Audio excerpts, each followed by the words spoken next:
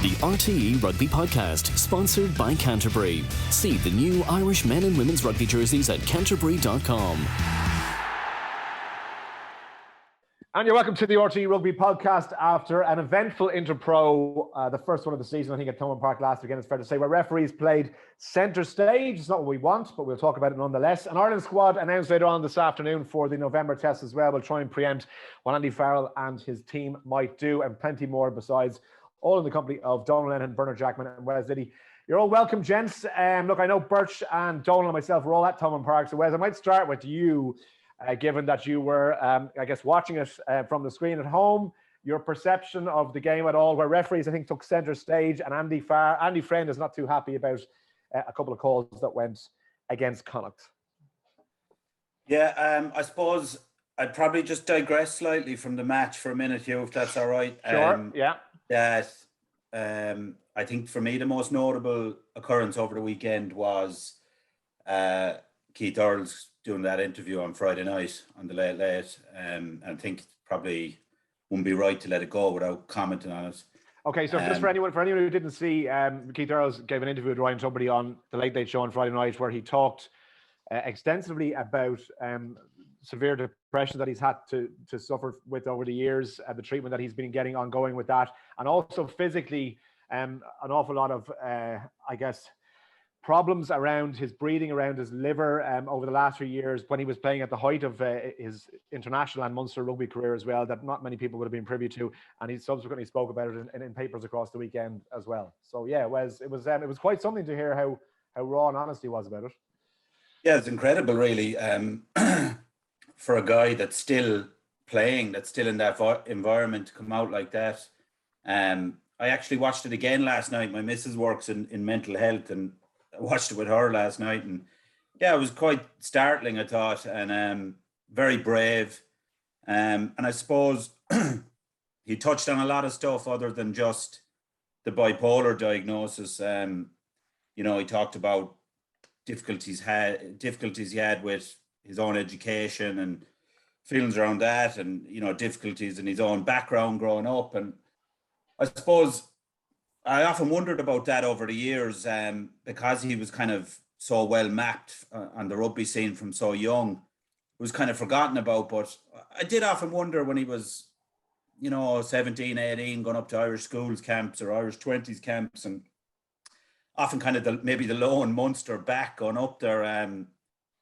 I mean, I'd say it was very daunting for a guy from his background at times to go into that environment with people from a completely different context with completely different aspirations for themselves in life. Just give us a bit of his background, will you, Wes? You know, for people who don't know, so we grew up in Moyross, obviously, and a lot of Munster fans would know, and indeed Ireland fans would know his dad, Ger, as well, who was a bit of a legend for young Munster. But give us an idea of the area where Keith came from. Yeah, he grew up in Moyross. I don't think he was never dragged into any trouble or anything like that, and he always speaks very fondly of Moyross, and he's right. I think 90% of it would be, you know, like anywhere, good people. But, you know, it wasn't without its difficulties, I'm sure. And I think that I'm sure it was a very daunting thing for him to go into those environments at times. And I suppose his talent was the equalizer there. But I think that sense of the daunting nature, that coupled with the expectation that there was on him, particularly locally from a young age. I remember people talking about him when he was 14, 15, before he even went to Munchins, when he was still playing with Nessens. And I think that expectation, coupled with the fact he was probably a little undersized, coupled with the turmoil he was obviously experiencing mentally, and then laterally kind of the health problems his first daughter had, and obviously these injury issues, which I don't know if anyone read the article in the Times on Saturday, but it's really remarkable to think that he played through that. I mean, just in that context, when you combine all that together, to have performed at the level he has for as long as he has, against that backdrop, I think is just remarkable. And it's ironic that maybe a guy that a lot of people kind of flagged being, you know, maybe had problems with confidence or needed an arm around the shoulder or whatever. It's ironic that when you hear about the full context, he's probably the most resilient and mentally toughest player we've ever come across to have the career he's had in that context. Yeah, he's very forthright and very honest, Donal, and very raw about everything that he has gone through, which, as Wes says, you know, it's unusual when a player is still in their career. Sometimes you hear these interviews and what players went through, you know, after they retired. But certainly for Keith Earls as well on Friday night, I think it took an awful lot of people by surprise, and they were very invested in what he had to say. Absolutely. Well, I had an inkling about what was coming out in the book a couple of weeks ago only, because I'm actually doing a Q&A with both Keith and Paul O'Connell tonight. There's a big, you'll all remember the Billy Holland, whose daughter passed away sadly 2 years ago, Emmeline. There's a big golf outing in Adair Manor today, and I'm on the committee along with Paul and Keith. So we're doing a Q&A tonight. So given that I couldn't get a copy of his book in advance, I watched the Late Late Show with fascination, really. And, you know, speaking to a lot of the Munster players, and certainly the older Munster players who would have been, like Keith Earls made his debut for Munster in 2007. He was on the bench the last time Munster won the Heineken Cup in 2008. So he's been around the scene forever, if you like. But I spoke to two players who have been there all that time. It was only in the last year that they became aware that he was going through these issues. Now, apparently, they didn't understand. There were occasions when Keith would just walk out and say, I've had enough of this, I want to retire. And, you know, people just thought, this is Earlsy or whatever, but nobody understood. So you can imagine the turmoil that's going on in his head. And it's funny, you know, Wes, I think you made the point there about, you know, the background that he was coming from at a young age. Funny enough, I remember he made his debut for the Irish schoolboys against England in Temple Hill. And we had a game, I think Con were playing up in Limerick, and Des Fitzgerald's son, Luke obviously, who we know, was also on that Irish schools team. Like I would have known Keith's dad, Ger, pretty well, would have played against him. So I remember racing back from Limerick to get the last 20 minutes of that schools match, and going in afterwards, being introduced to Keith. I knew Luke Fitzgerald because he lived in Cork as a young fella, but it kind of did cross my mind. You know, Luke Fitzgerald was boarding in Blackrock. Keith obviously was you know, his own documented upbringing in Ross, and it must have been daunting for him going into that type of environment. Now, ironically, I know himself and Luke Fitzgerald became absolute great friends over the years of their involvement in the Irish setup. But yeah, look, it's amazing. Keith Earls is revered within the Munster squad. Players have told me that he is probably the most respected player within the squad. He doesn't say a lot, but when he speaks, people listen. He's always been in the leadership group, but he's not the the Paul O'Connell type or the Peter O'Mahony type who's out there in front. But he's a very astute judge. You know, even I thought it was quite poignant. Again, the point that Wes is alluding to, you know, just that issue around signing the autograph and spelling wishes wrong inside in the team room, where you're going through sort of up on the whiteboard the lines that people had to run, and, you know, a specific move, be it off a set play or whatever. And he just couldn't grasp that in the classroom environment. But the minute they went out onto the field and ran through the moves, yeah, that's it. He had it, and he was instinctive. But it's incredible. And again, I suppose one last thing I think, and it makes sense to me now, having listened to him on the Late Late Show. I remember over the years chatting to Ronan O'Gara, who was and is a massive fan of Keith Earls. And, you know, you might read Raj and he'd say, geez, Earls, he did things in training this week that are just incredible, amazing. But then he might go out on a Saturday and he wouldn't do anything spectacular. And I used to make the point to Raj, look, you can see what he does in training, but we have to judge on what we see on a Saturday afternoon in the match. And it actually made sense to me listening to him on the Late Late Show about, you know, maybe in training you don't have that anxiety level, whereas you're going out into the match, and by his own admission, you know, he used to get overwhelmed going into some games about the worries about, you know, could he pull off the move? Was he making the right defensive call? So the whole thing fell into play with me in terms of, you know, you had this relaxed genius in training, doing things that nobody else could do. But the anxiety levels, are the demons, if you like, that were going on in his head, obviously impact on your performance on the field. But I think what he has done is incredible. I think his degree of honesty, you know, that he's coming out and he's been so open about it. I mean, I think there's a massive amount of credit due to him. And I think his book, Fight or Flight, I think it's going to be a must read, really. Yeah, poor old Birch struggled because he couldn't produce it on the training ground, or he couldn't do it on the pitch as well. So it's amazing. He got a career out of it, Birch. He can't even produce in this podcast. What can I add to that from Wesley? And don't look. I mean, they've summed up everything about Keith really well. I would just go back to Wesley's point. I think, you know, he's probably now the most mentally strong player who's played for Ireland, and you know that's how far we've come with the stigma around, you know, mental health. But I think what Earls is coming out is phenomenal, and what he's achieved given the difficulties he had is phenomenal. And look, he's still playing. There's still more to do. Okay, listen, Birch, let's pick it up if you can on.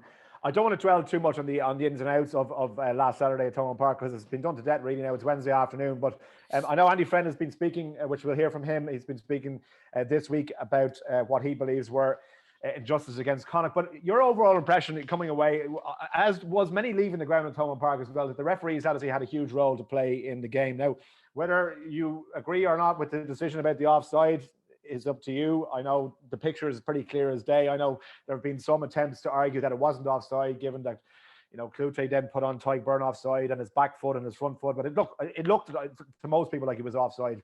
But the referees, it's probably fair to say, Andy Friend had a point that Connacht were a little bit let down by the officials on Saturday. Would you agree with that? Look, I think that try should have been examined in more detail. I know there's a narrative coming out now that Tyke Byrne wasn't offside because his front foot was in the air. Again, I've been watching rugby a long time.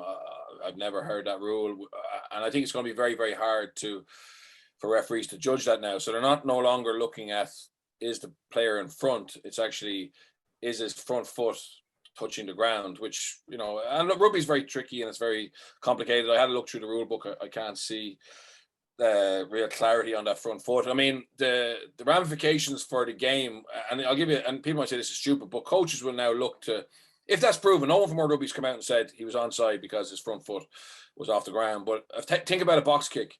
You know, you could effectively start your second row halfway up the ruck who's going to kick chase, or your winger kick chase, as long as his back foot is in line with the ball and his right foot or his front foot is in the air. You could even have someone hold his jersey to keep him up and win that extra meter. So this is the narrative that they want to go down, saying the rule is the front foot has to be. And equally, if the front foot is in the air, you can make the point that if you have a box kick at the side of a pitch, right beside the touchline, you could put one of your chasers out over the touchline, because technically they're not in the field to play. If you're going to use this front foot in the air, So look, I think it'd be a lot easier just to actually stick to certainly for me for the last 25 years has always taken as being the offside from a kick is, you know, is he level or behind? You know, if the body was in front, I think that's a lot easier for referees, for touch judges, for fans, for commentators to go off. But again, you know, I think, you know, the referee and the TMO are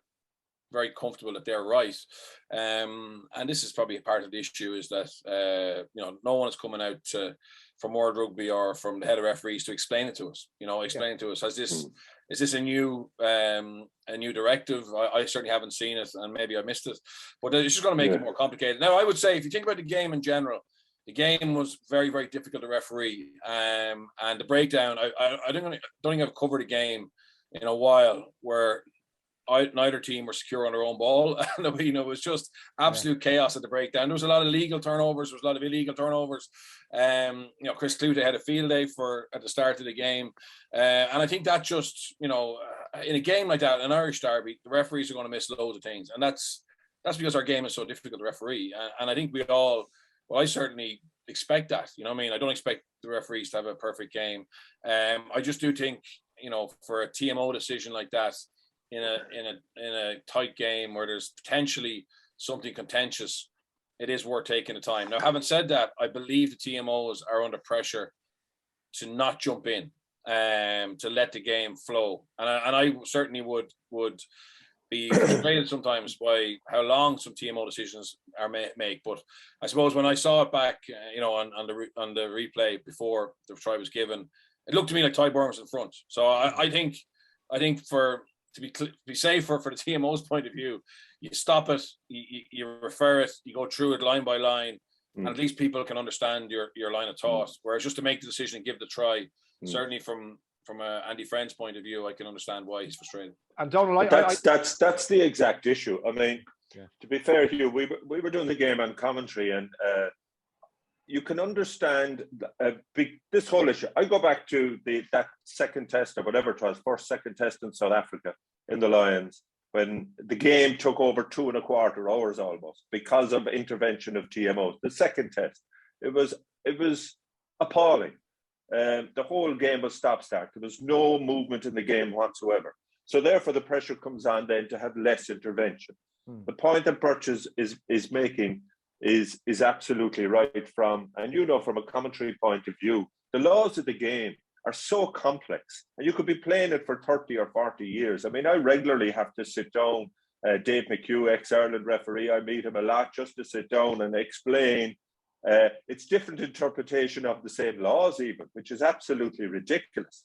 But you go back to the point here. Andy Friend is 100% correct that particular try did not get the same forensic examination as the one that was disallowed where Tiernan O'Halloran, the ball went forward out of his hand. And, that was pretty obvious. And again, for me in rugby, 9 times out of 10, if it looks offside, it is offside. You had this rule that was there before. When it's a forward pass, when you're taking motion and all this into it, which created more grey areas. No, at the time, I think they got a little sidetracked as to whether Cloete grounded the ball and they took that away. But certainly on commentary, I don't know if I got the impression that the referee was happy that the TMO had reviewed the Ty Burn. I was just going to say to you, so when we were sitting there, Donal, just to give you our perspective, so when the try happens, we're commentating over the replays. There's 3 or 4 replays. You're doing the majority of talking. When the cameras come back, Joey Carberry has the ball on the kicking tee. He's lining it up. The referee's beside him. And we both assumed they have checked with the TMO. The try has been given. The conversion is about to happen. That's what happened from our point of view, right? Absolutely, yeah. But I mean, but even if no, what Birch is saying is that technically because of this law, is because his foot is off the ground, that it was allowed. But had the dialogue taken place between the referee and the TMO, that it would have educated me in terms of, because I wasn't aware of that law. I don't know when this was ever tweaked. As Birch said, it's not in the laws. So therefore, had the TMO and the referee had that conversation, as often happens, and it explains to everybody as to why the try is allowed or isn't allowed, or why it's a knock-on or why it isn't a knock-on, then I think you would have had clarity and people would have moved on. But I think, look, Andy Friend, I know the underdog in rugby. I remember years ago when Ireland were struggling, you never got a break from referees because the other team were expected to win. No, I'm quite sure if you go through over the past number of years, there's probably 50-50 calls that went Connacht's way when they're playing in Galway, and that tends to happen.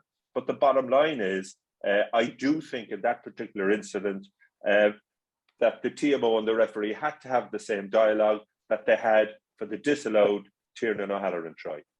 Okay, so let's just listen to Andy Friend, because he was speaking to RTÉ Sport this week in terms of refereeing decisions as he feels.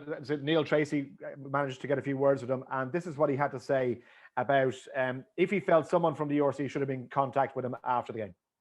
It's not up to me to say. I would have liked possibly some explanation, but I actually, in my own mind, I thought everyone's normally pretty busy on a Monday, Tuesday. If I haven't heard anything by tomorrow afternoon, I might make a few calls. Is that something generally that, when there are issues or decisions like that, that there is a bit of back and forth between teams and the league about why something did happen when, if you're looking at it and you can't understand why? Yeah, normally there's actually a quite a healthy working relationship with I mentioned there before, Johnny Lacey, who looks after the Irish referees, and I feel like we've got a very good working relationship with the Irish referees. So, me calling that out was not was not a direct attack on any individual. It certainly wasn't on Chris Busby. I just thought it was the process, the lack of process that hadn't been undertaken. So, listen, I'm sure they're going to come back with something for me on that. I had a few other questions too, as I do after every game. And I think every coach does. There's always things that you just want to get clarity on, because you want to make sure that you can deliver the right message back to your team. So that's the purpose of doing it. It's not witch hunting. It's not trying to find fault in someone else's performance. It's just trying to get clarity on what are the standards, because it does change quite rapidly, as we know in the game of rugby. So I said, we've got a good working relationship with Johnny and the Irish referees. From a URC point of view, I haven't heard anything, and I probably doubt I will, because I don't think there's anyone in that position. Okay, so that's Andy Friend speaking to Neil Tracy, as I said, on Tuesday. Wes, your overall thoughts on this? Like, we're kind of hard done by. Do you feel this is an ongoing issue, as Andy Friend has seemed to suggest, that the Connacht just do not get the rub of the green or the bounce of the ball at all when it comes to officials, the poor relation of Irish rugby? Is it that much bias against him, do you think? Oh, like, the lads are right. He was right in this instance. It should have been checked more rigorously. It wasn't a try. Allegedly, I won't get into feet off the ground or not, but I mean, if there's a bigger issue to be pointed at, it seems to be around this issue of there being a lack of clarity with referee management within the URC. I don't think, like, there's no conspiracy here. I don't think claiming we're unlucky every week is really serving anyone. So yeah, they were unfortunate in this case. It happens. It's frustrating. But if there's a takeaway from it to build on for anyone, it seems to be around assessment and management of referees within the competition as a whole. Yeah. I would think. I mean, this is an ongoing issue. We have. Yeah, I mean, like, it's funny, the narratives that come out after these games, like, and it's not to be defending Munster or anything. I wasn't particularly impressed with their performance, but you're kind of going, you have people on one hand saying, geez, Connacht were brilliant, they were really unlucky. But then on the other hand, people are saying, well, Munster were really poor. And you're kind of going, well, if Connacht were brilliant and they lost the match, then surely Munster were okay as well. So I don't think it serves anyone to kind of go down the conspiracy route, to be honest. Yeah. And just on that, I don't think Andy Friend comes out every week and says we were unlucky, because they were poor against the Dragons. He came out and said, I think we fell in love with ourselves, or so I think he has accepted he's accepted in the past when they haven't been good enough. So this isn't a consistent narrative for him. So like, I was over in Cardiff, round one, they lost. He didn't go after the referee. He accepted their own part in it. They beat the Bulls round two. Round three, they were poor against Dragons. He said it was, mentally didn't get up for themselves. And then in this instance, I think he has a right to question the TMO part of it. I think that's fair, Wes. It is fair, but like, just the way you outlined each game there, like, the biggest issue for Connacht seems to be consistency.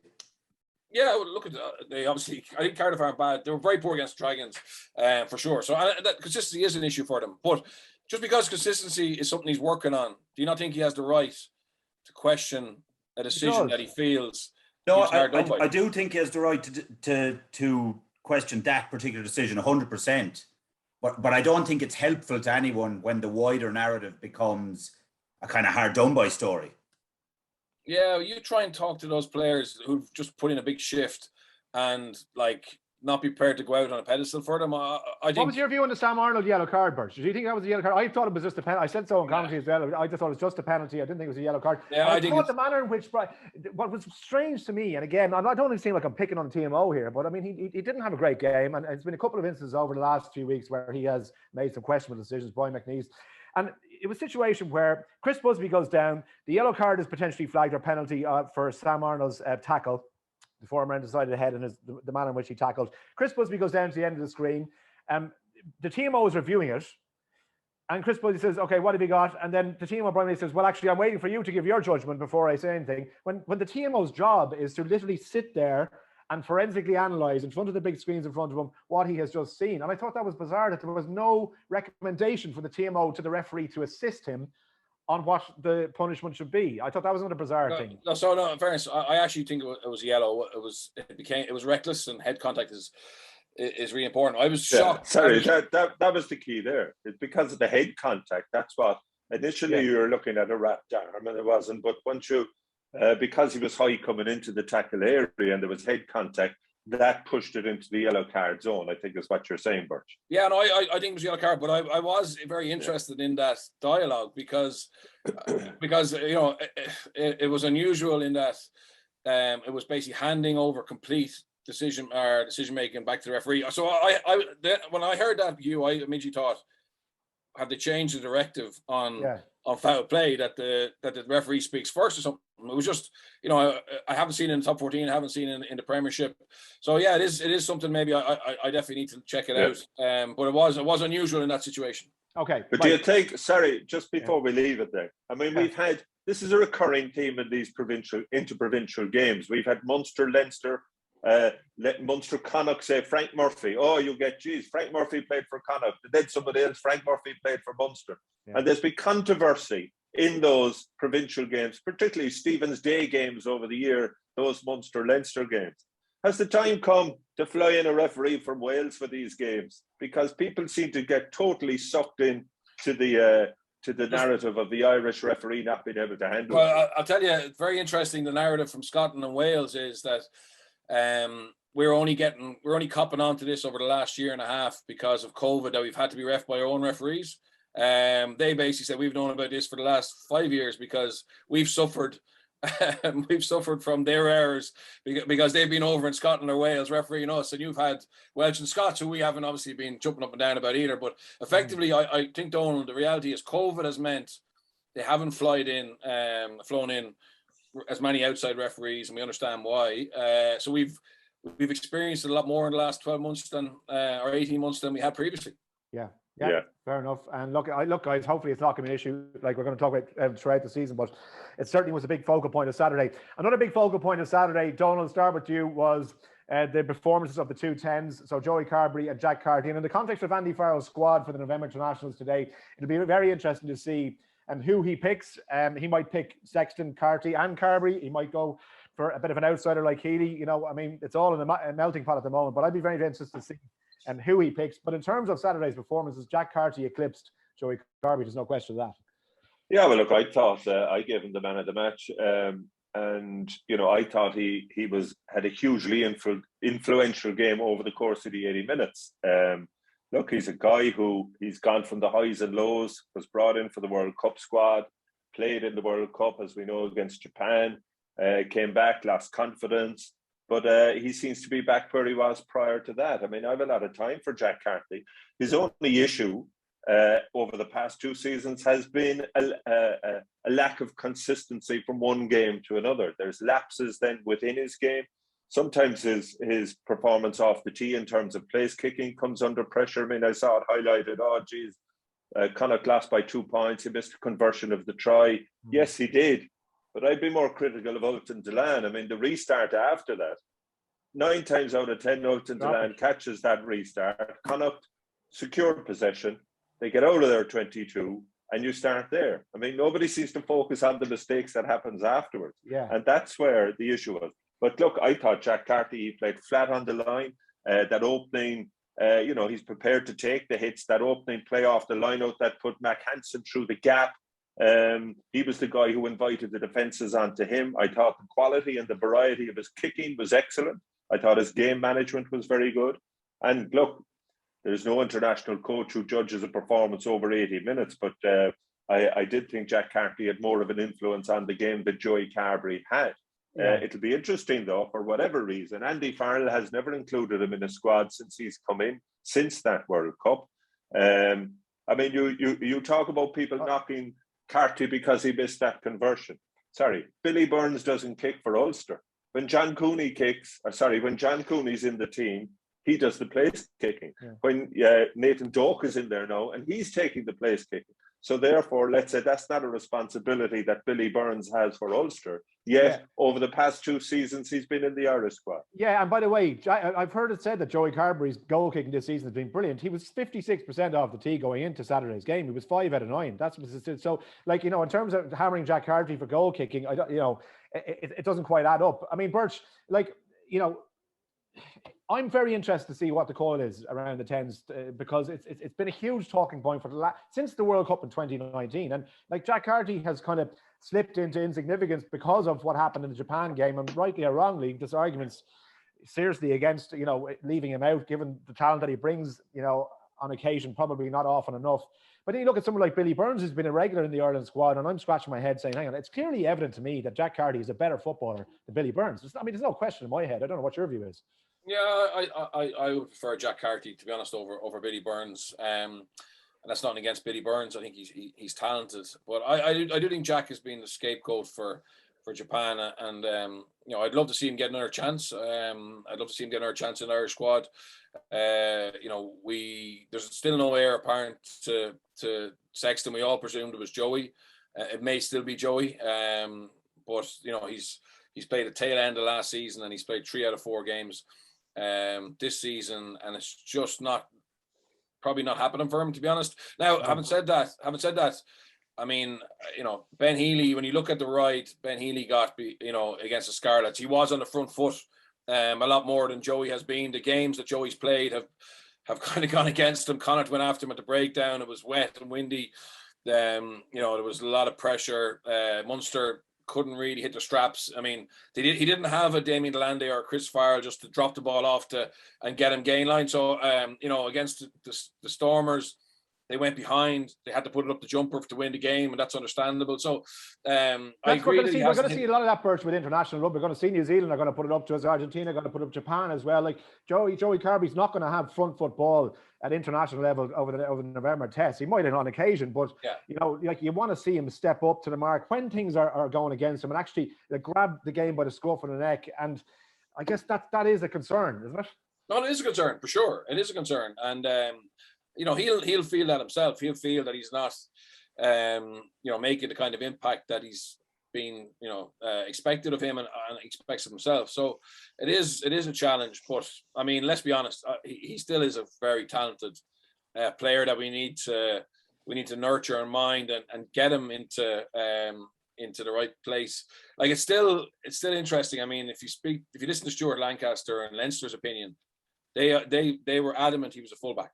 They were adamant he was a fullback, and that's where his future lay. And it was Joe really felt he was, you know, the next 10, and that's why obviously the move to Munster happened. So, you know, one of them will be proved right. I think it's too early to say, but you know, if Healy keeps performing, you know, do Munster look at playing 10-man rugby using his massive accurate boot, kicking goals from halfway, which, you know, we know in Europe can be very effective, because let's be honest, their maul is probably up there, the best in Europe at the moment.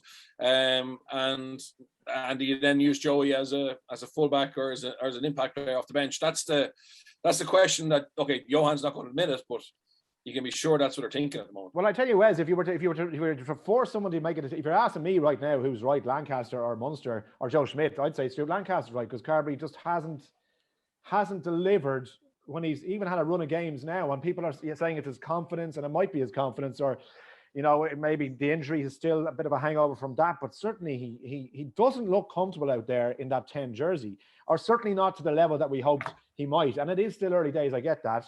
But we can't wait forever. Ireland can't wait forever, I mean, and Andy Farrell can't wait forever. No, but I'd agree with Birch in that because our resources in this country are as such limited, that there is a bit of a responsibility to try and nurture him back to that, because he has done it before. As far as him and Carty goes, I mean, I think it's pretty obvious that if you take the block of games so far this season, Carty's in better form. Equally, as Donal said, he does struggle with consistency. And sometimes the fellow's a very good player at provincial level and not an international player. I'm not saying that's the case with Jack Carty, but it's possible.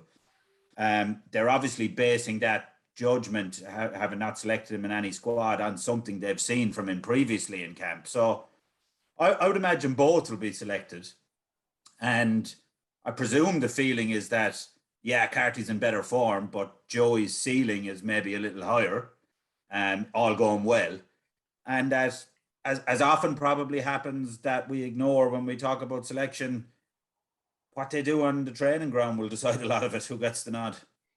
It's interesting, Donal. Look, yeah, there's a load of different arguments here. I mean, look, I think look, Wes is right. I mean, we talk about the squad, and sometimes I think talking about what squad Andy Farrell is going to pick is a waste of time, because normally for these he'll pick between 35 or 40 players. No, if you're left out of the 40, things aren't looking so good for you. But the bottom line is, you bring them in, you assess their form, you assess their fitness. You have an opportunity to sit down with the likes of a Joey Carberry, for argument's sake. You just see where is he from a physical and just in terms of his confidence, and you learn an awful lot during that period. I think because of COVID anyway, they do tend to bring in a lot of players and keep them in that bubble for the duration of the November international series. So personally, look, I think Jack Carty has deserved a place in that national squad. But it'll be interesting to see if Andy Farrell agrees with us. What about Simon Zebo, Donal? You know, again, he's been playing on the wing exclusively since he's returned from France.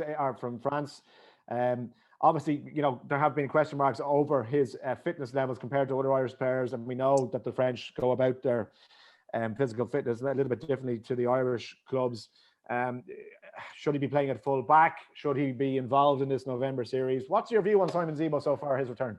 I'd make the exact same point in relation to Zebo as I just did with Carty.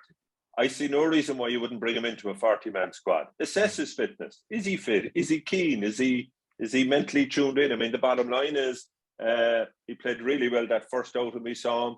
He had a good break in the opening couple of minutes of the game against Connacht. I don't think he touched the ball for the remaining 75 minutes of the game.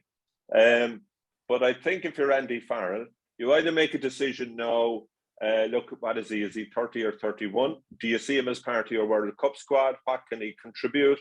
He plays full back, he plays on the wing. He is an infectious character that can impact on a squad in a positive way. But do you see him as part of your World Cup squad? Or you know, are you looking to some of the younger players, like the Ethan McElroy's? I'm not saying he'd be coming in, but he's a player, I must say, that I've been impressed with at 20s level, has done well for Ulster. Could he be a World Cup player in 2 years' time? Possibly. So they're the type of decision. You see Eddie Jones, for example. Eddie Jones has seemed to have put a line through Mako, Billy Vunipola, Jamie George. George Ford is eating up the Premiership. Leicester are top of the pile, 5 out of 5, but he's just discarded him. Yeah. So you just don't know what's going on in terms of the head of the coach. You have to do your long-term planning. We're always giving out if he doesn't use these opportunities to bring in younger players. So therefore, look, those calls have to be made. Do you know what? I wouldn't be surprised if Zebo didn't make the cut. I put it that way to you. Okay, and just finally, Birch, I wanted to mention Nick Timney as well, because he's been getting rave reviews, particularly around Ulster, which you can understand, but he's scoring tries for fun. He seems to put on a lot of size and muscle over the last 18 months or so. Stood out for me, the Leinster-Ulster game in the Rainbow Cup last season. He was phenomenal. I thought, you know, this guy's really going to come on. But he's even kicked on since then. I mean, he's really put his hand up for selection in terms of an Irish cap this November, isn't he? Yeah, well, he was involved in the summer, did well. Yeah. I agree with you.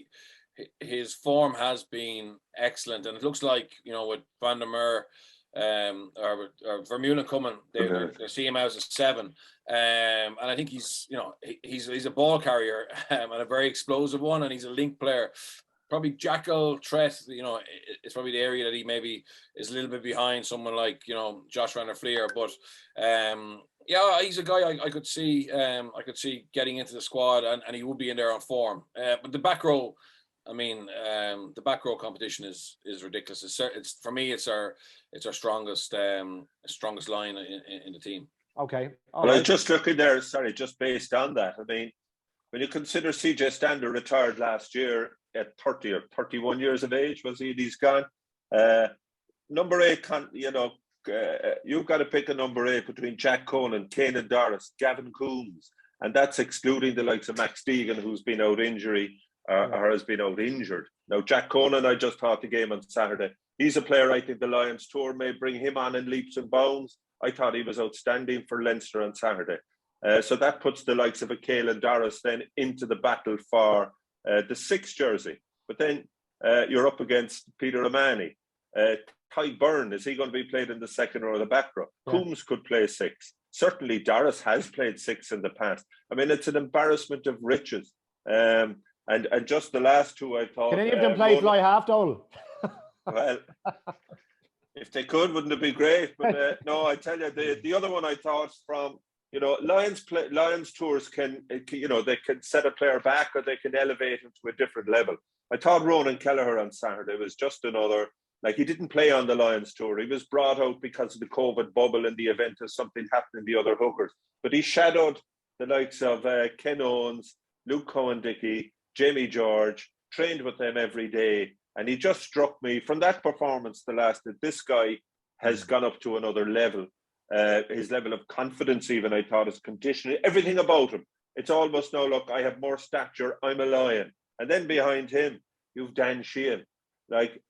So again, in that hooking berth, an area that we were a little concerned about when Rory Best retired. And to be fair, I thought Herring played very well for Ulster as well. So it's an embarrassment of riches in some positions, and then worries surrounding the 10 area, as we've discussed. So, but look, it's always us, isn't it? It's always us. And to end on a high note, Wes, the cookies are still flying at young Munster. Everyone's certainties now for the All-Ireland League Division 1A. You must be absolutely delighted.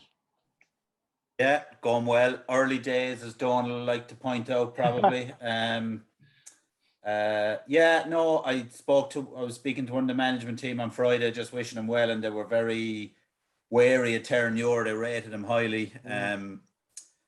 Going by the WhatsApp messages that were flying around a few months ago, I think they thought they were going to come down and walk all over us. But sure, that's a folly as old as time, really, at this stage, I suppose. So glad to get the win there. It's a great way to see that there does seem to be no more of a link now between the club game and the professionals. You have more players being allowed back to their clubs, if you like. And just long may that continue. Hopefully, this grows. It's good that the 2 provincial coaches, Leo and Johan, name checked it this week, and obviously there is guys going back, and look, the league's been down its luck for so long, you'll take any break it gets, but I suppose if they are going to be using it now, maybe you'd like to see a more formal plan around how that's going to manifest, what the access to players in terms of training even is, how you make them a full part of a squad rather than random guys dipping in and out week to week. So you'd hope there's an opportunity there to be seized.